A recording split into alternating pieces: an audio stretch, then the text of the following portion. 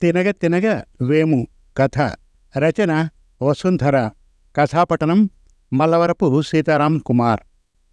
December 10. సమయం సాయంత్రం 5. Mohan calling bell మోగించగానే చప్పున వచ్చి తలుపు తీసి నేను రెడీ అంది రేవతి. మోహన్ ఆమెను తేరిపార చూశాడు. సన్నగా నాజూగ్గా ఉంది. దుస్తులు ఒంటి వంపులకు వన్నె తెచ్చేలా అమిరాయి. కట్టు బొట్టు అలంకరణ అన్నీ మ్యాచింగ్. చూస్తే కళ్ళు తిప్పుకోలేంత ఆకర్షణీయంగా ఉంది. మోహన్ లోపలికి అడుగెట్టి తలుపేశాడు. మనం వెడుతున్నది సినిమా చూడ్డానికా, మనని ఎవరైనా చూడ్డానికా అన్నాడు కోపంగా. రెండూను అంది రేవతి నవ్వుతూ. మోహన్ కోపం పెరిగింది. నువ్వు బాగానే తయారయ్యావు, మరి నా సంగతేమిటి అన్నాడు ఇంకా కోపంగానే. మీకేం మహారాజులా ఉన్నారు అంది రేవతి ఇంకా నవ్వుతూనే. ఉన్నాను, కానీ ఇప్పుడు నీ పక్కనుంటే నన్నంతా నీ కాళ్ళకి మొక్కే పనివాడని అనుకుంటారు అన్నాడతను స్వరం పెంచి. కాళ్ళకి మొక్కినంత మాత్రాన పనివాళ్ళైపోతారా? ఇంట్లో ఎన్నిమార్లు నువ్వు నా కాళ్ళు పట్టుకోలేదు, గుర్తు చేసుకో అందామె చిలిపిగా. మోహన్ మొహం ఎర్రబడింది. అది వేరు. ఇంట్లో ఇద్దరమే ఉన్నప్పుడు దేనికైనా సంకోచం నాకు ఉండదు, నీకు ఉండదు. ఎందుకంటే నువ్వు నా దానివి, నేను నీవాణ్ణి అని సర్దుకునే ప్రయత్నం చేశాడు. దాందేముంది, 10 నిమిషాలు టైం ఇవ్వు, బయటకెళ్ళడానికి నిన్ను నావాడిగా తయారు చేస్తాను అంది రేవతి. అంటే ఇప్పుడు నేను పనివాడిలాగే ఉన్నానంటావు? అసలు నేనలా కనపడాలనే నువ్విలా తయారయ్యావు అంటూ పెద్దగా అరిచాడు మోహన్. ఆ తర్వాత ఇద్దరూ మాట అనుకున్నారు. సినిమా ప్రోగ్రాం క్యాన్సిల్ అయింది. డిసెంబర్ 17. సమయం సాయంత్రం 5. మోహన్ కాలింగ్ బెల్ మోగించగానే చప్పున వచ్చి తలుపు తీసి నేను రెడీ అంది రేవతి. మోహన్ ఆమెను తేరిపార చూశాడు. ముఖం జిడ్డోడుతోంది. కట్టిన దుస్తులు పాతగానే కాదు, బాగా నలిగి కూడా ఉన్నాయి. అప్పుడే ఇంటి పనులన్నీ ముగించిన పని మనిషిలా ఉందామె. రెడీ అవడమంటే ఇలాగేనా? నేనిలా చూసిన వాళ్ళు ఏమనుకుంటారు? పెళ్ళాన్ని పని మనిషి కంటే హీనంగా చూస్తున్నా అని అనుకోరు అన్నాడు మోహన్. వెడుతున్నది సినిమా చూడ్డానికి, నలుగురు మన్ని చూడ్డానికి కాదు అంది రేవతి.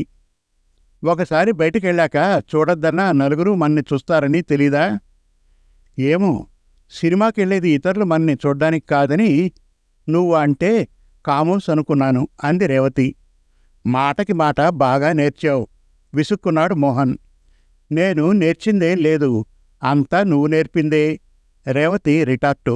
అర్థమైంది, నువ్వు బయలుదేరింది సినిమాకని కాదు, పాత విషయం మనసులో పెట్టుకుని పగబట్టావు.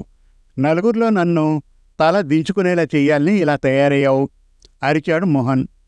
రేవతి తక్కువ తినలేదు. తను గొంతు పెంచింది. తర్వాత ఇద్దరూ మాట అనుకున్నారు. సినిమా ప్రోగ్రాం క్యాన్సిల్ అయింది. జనవరి 22. సమయం రాత్రి 10. మంచం మీద రేవతి ఒడిలో మోహన్. అతని జుత్తుని వేళ్లతో నిమురుతూ రేవతి. మోహన్కి ఆమెపై ప్రేమ పొంగుకొచ్చింది.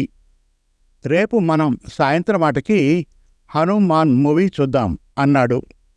ఇప్పుడు ఇలాగే అంటావు, రేపు సాయంత్రం ఆఫీస్ నుంచొచ్చి ఏదో గొడవ లేవదీస్తావు.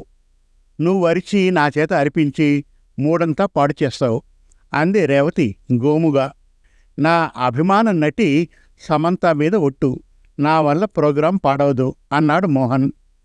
ఆ ఒట్టయితే తప్పడని రేవతికి నమ్మకమే. నవ్వి ఊరుకుంది. జనవరి 23. సమయం ఉదయం 9:30. రేవతి మొబైల్లో నంబర్ నొక్కింది. అవతల సిగ్నల్ సరిగ్గా లేదేమో. కాల్ వెళ్ళడానికి 10 నిమిషాలు పడితే అసహనంగా ఫీల్ అయింది. అవతల నుంచి రెస్పాన్స్ వచ్చాక, ఏయ్ దీపా, ఇంటి దగ్గర ఎప్పుడనగా బయలుదేరావు? నేను రెడీ అయ్యి 15 గంట అయింది. హనుమాన్ షో 11:15 కని గుర్తుందా లేదా అంది.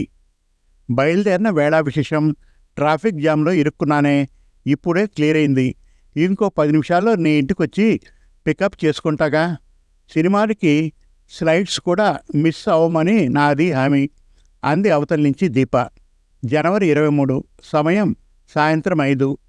మోహన్ కాలింగ్ బెల్ మోగించగానే చప్పున వచ్చి తలుపు తీసి నేను రెడీ అంది రేవతి. మోహన్ ఆమెను తేరిపార చూశాడు. మామూలుగా ఆధునిక దుస్తుల్లో కనపడే ఆమె అప్పుడు చీరకట్టులో పీటల మీద వ్రతానికి కూర్చోబోయే ముత్తైదువులా ఉంది. థియేటర్ అంటే నీకు దేవాలయంలా ఉన్నట్లుంది. ఏమైతేనే అంతా నీ ఇష్టం. 5 నిమిషాల్లో ఫ్రెష్ అయి వస్తాను. మనం ఈరోజు హనుమాన్ చూస్తున్నాం, సరేనా అన్నాడు మోహన్ శాంతంగా. త్వరగా రా, కానీ వెళ్ళేది హనుమాన్ సినిమాకి కాదు, హనుమాన్ గుడికి అంది రేవతి. సినిమాకి టికెట్లు కూడా బుక్ చేశాను. ఇప్పుడు నువ్వు గుడి అంటావేమిటి? సినిమాకి అన్నప్పుడు నా ఇంట్రెస్ట్ చూడద్దా? నీ మటుకు నువ్వు హనుమాన్కి ఫిక్స్ అయిపోతే నాకు ఓకే అయిపోతుందా? Cinema program cancel. అయినా ఈరోజు మంగళవారం కూడాను. ఇప్పుడు మనం హనుమాన్ గుడికే వెళ్తున్నాం అంది రేవతి. అరిచి మూడ్ పాటు చేస్తావని నా మీద నింద వేసేదానివి. ఈరోజు టికెట్లు కూడా తెచ్చి రమ్మని బతిమాలుతున్నాను. ఉత్త పుణ్యాన అరిచి మూడ్ పాటు చేస్తావేం అన్నాడు మోహన్ కొంచెం చిరాగ్గా. అరుచుకొని మూడ్ పాడు చేసుకుని అనుకున్న ప్రోగ్రాం క్యాన్సిల్ చేసుకోవడం అలవాటై, అలాగైతేనే నాకు బాగుంటుంది. ఇప్పుడు తినగ తినగ వేము తీయన కదా అంది రేవతి తాపీగా. సమాప్తం. మరిన్ని చక్కటి కథల కోసం, కవితల కోసం, వెబ్ సిరీస్ కోసం మనతెలుగుకథలు.com విజిట్ చేయండి. Thank you.